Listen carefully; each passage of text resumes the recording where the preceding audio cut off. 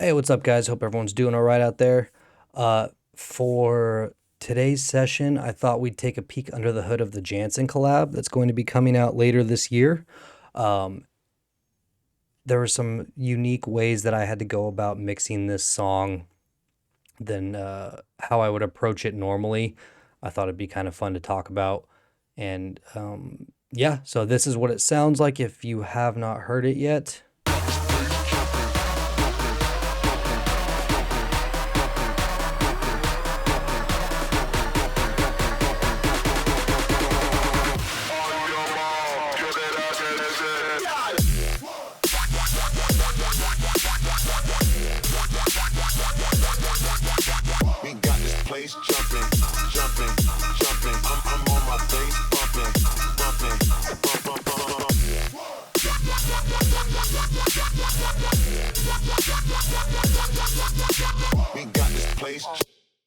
It's super fun, super party track. Very excited for this one to come out. So yeah, as you can see, there's basically four big groups of stuff going on. When he sent the project back, he labeled it. He did a Vox group up top, a bass group, the J group, and the P group. The P group was all the stuff that I sent him in the original session. This sort of stuff.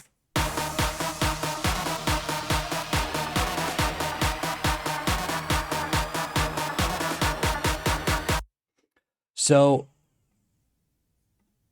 in the J group, we have the things that he added.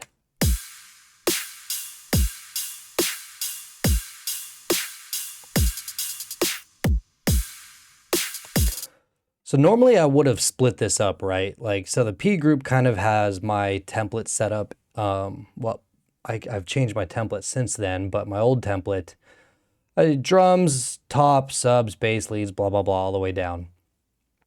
And the way that he had processed his groups inside of here and the way that I process my groups, you know, all my buses down in here, I was like, you know what? I'm just going to leave these as two separate groups on top of the bass group up here, which is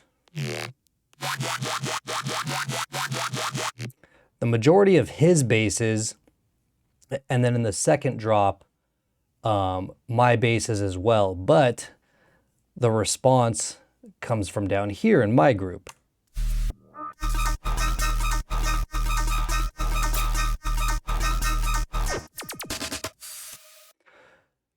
And since I had already processed this stuff at the time, I'd tried to add some of these to his group. It just wasn't sounding good. I decided to just deal with it and end up having to just take this monster on in a very unique way.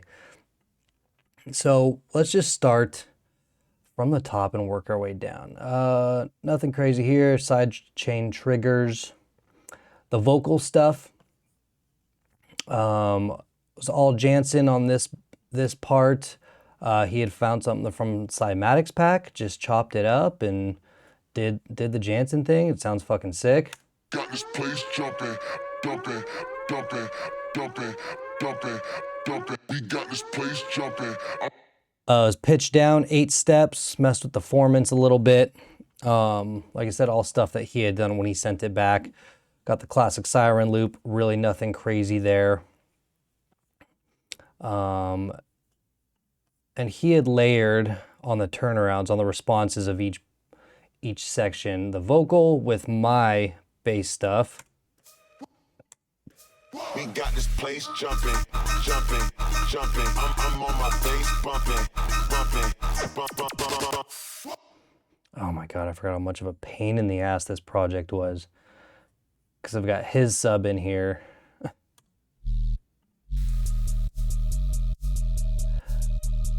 And then mine down here.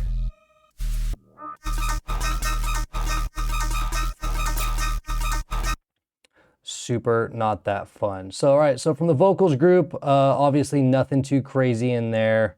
There's a little bit of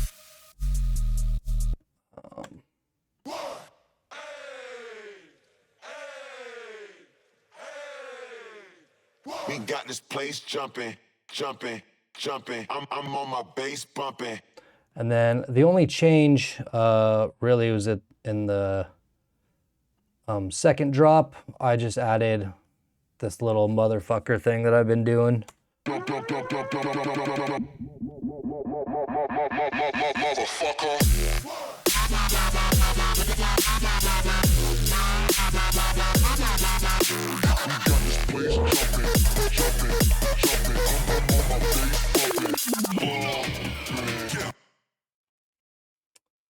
That's pretty rad right there. Okay, so down into the bass group. He sent me his stuff frozen.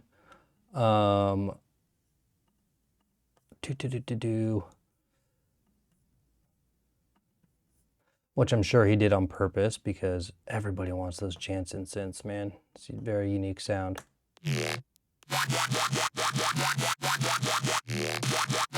dBs for downbeats, just for all the different sounds that we have. I think there's another one. Yeah, use another one here.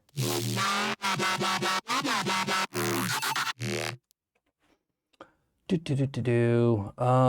just a little bit of buzz on this.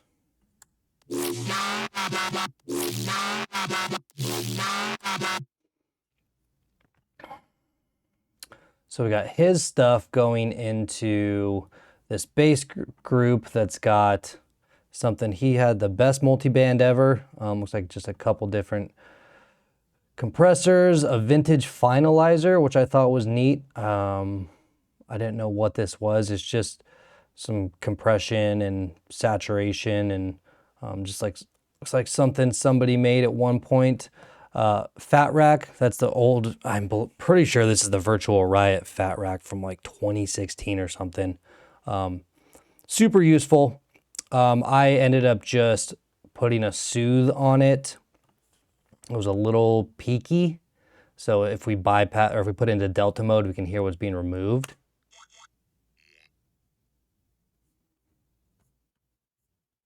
Should probably do it where it's playing.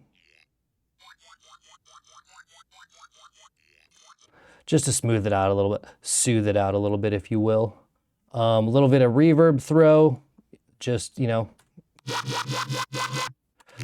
as necessary, and a K-clip at the end. This is something I've been doing recently in every song this year, basically, is just a K-clip at its base setting with nothing at all. It's just using it to catch peaks all the way cascading up to the final product.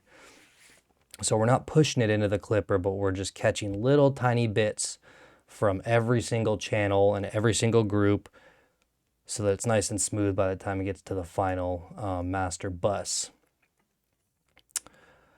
So down here in the second part of the bass group, I took the MIDI notes that he had for that drop, and I just kind of made them into my own using my own synths, did some other different little variations and whatnot. So on this group, I have a Saturn 2, which is just, you know, Fab Filter saturator. Sounds pretty cool. Little Pro Q3. It's actually quite a big bump on the stereo there.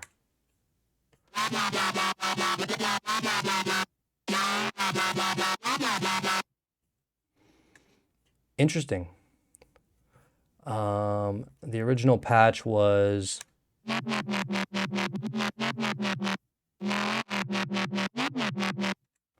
so just some post-processing and whatnot, kind of bringing it to life. And then, sorry, over here we got another kind of variation. So this was the original sound here, another serum patch.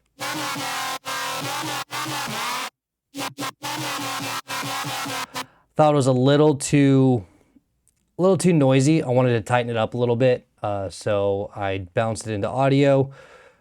Basically, just trimmed some of the sides all the way across. See, I even turned the saturator off, K-clip things on there.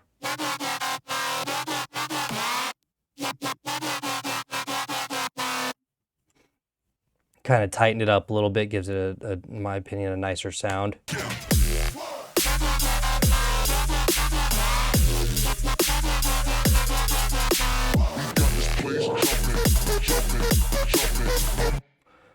Down here on these responses, like I said, I mean, this turned into a mess, and it's probably going to be a hard video to follow just because, I mean, this was a hard song for me to mix. But the way that, you know, like I had said, he had his kick and snare bus set up this way, where we got super aggressive full parallel drums and a drum bus. That sound really good on this. Every time I try and do a full wet signal on a glue compressor or a drum bus, I don't get it to sound as tight. I think a lot of it has to do with the samples he chose to use as well. But it sounds awesome, so I didn't want to drop that into my bus and then have it sound weird. And down here is just more top stuff, and then he had a drum bus for just the top stuff with a Cymatics hi-hats perfect rack on it, and you know what? Sounds pretty cool. So I didn't want to mess with any of this stuff.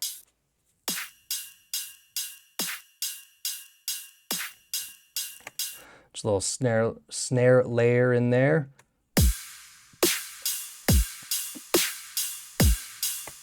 So yeah, back to the basses. At second 16 here right before the ending.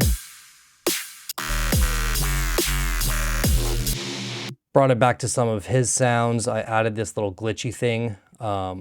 This Vespers Glitch Bitch rack. I mean, fuck, this is probably like a 2016 something. Vespers had a lot of cool stuff back in the day that I've just saved over the years. And so just a little variation on this guy.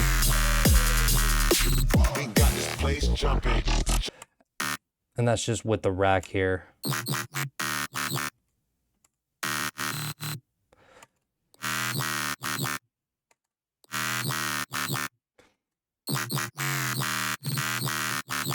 So I was doing these little beat repeat things, and I just wanted to tighten it up. So I just put it into a new channel.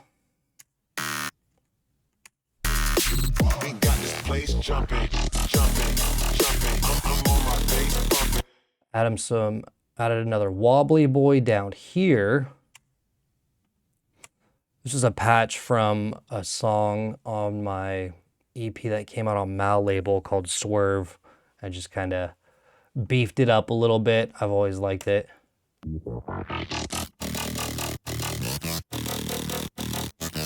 Got this white layer on top to kind of fill some of the spectrum.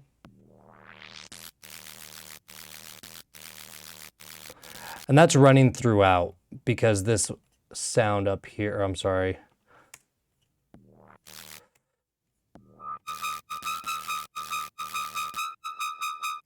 I mean, that's a paper thin wobble. So without that white layer, it just had no balls at all.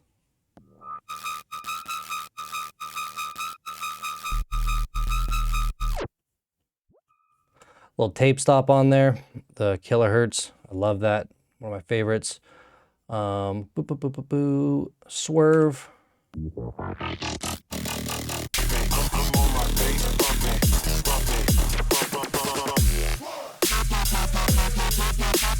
Another callback to, nope, these are my basses.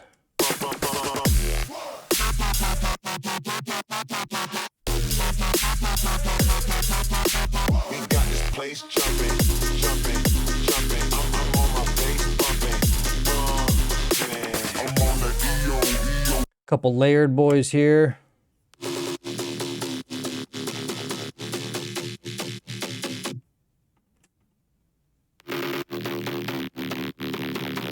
Real crunchy. Just copied that one and compressed the fuck out of it, saturated it, gave her a nice layer. Then once again, tape saturation. All day, every day, forever. Hear how it just tightens everything up. Without. Oh, how did I go so many years without using a proper tape saturator? I'll never forgive myself. And the ending here.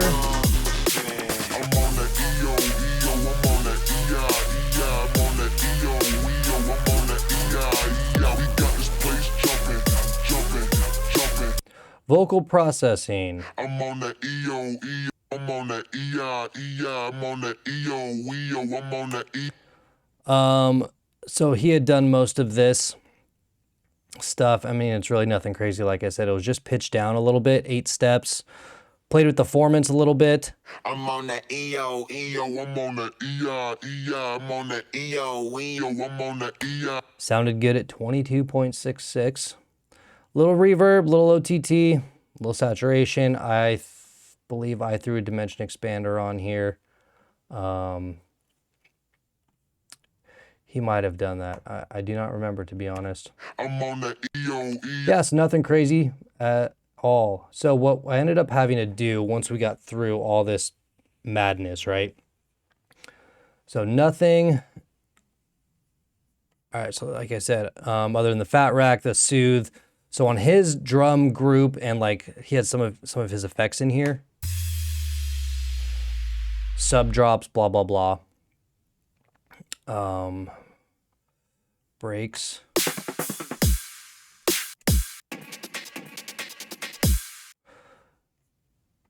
There's nothing on the groups there, just inside the buses in here. So I'm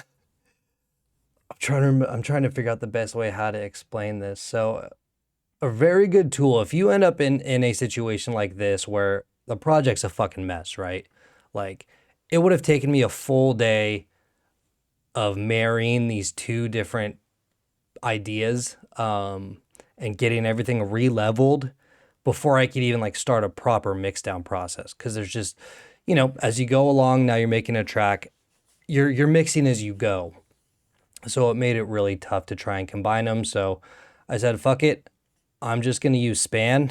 And this new meter I've been using,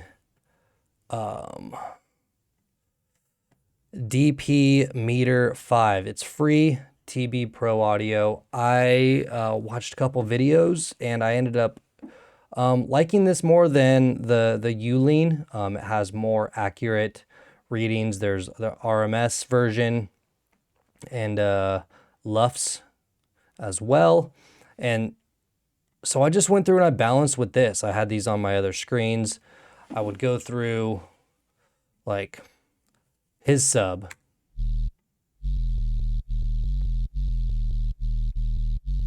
It's like, okay, it's minus 34.2 dB. Then I'd have to go down to mine.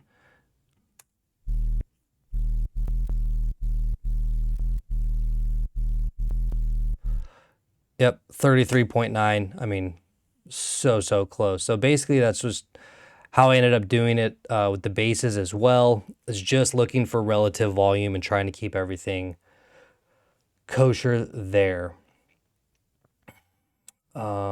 These bounces, what are all these bounces? That's nothing.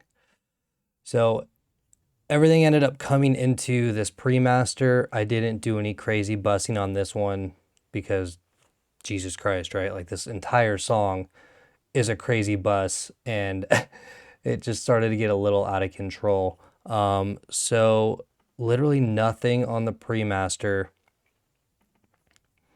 And then on the master, nothing as well. I sent this off to have mastering. All the thickness of the song comes within, you know, just channel processing, whether it's multi-band stuff on these groups or on the channel, and just a lot of real tender mix down sessions. This probably took me three days, maybe not completely full days, but you know, work for a few hours, my ears get fatigued, and then I'd have to sleep it off, blah, blah, blah. So I like to do it that way because everything you always hear something different the next day after your ears have had a chance to rest. But yeah, this was unique. It was an honor to get to work with my good friend and someone that I've looked up to for a long time. And look out for this one later this year.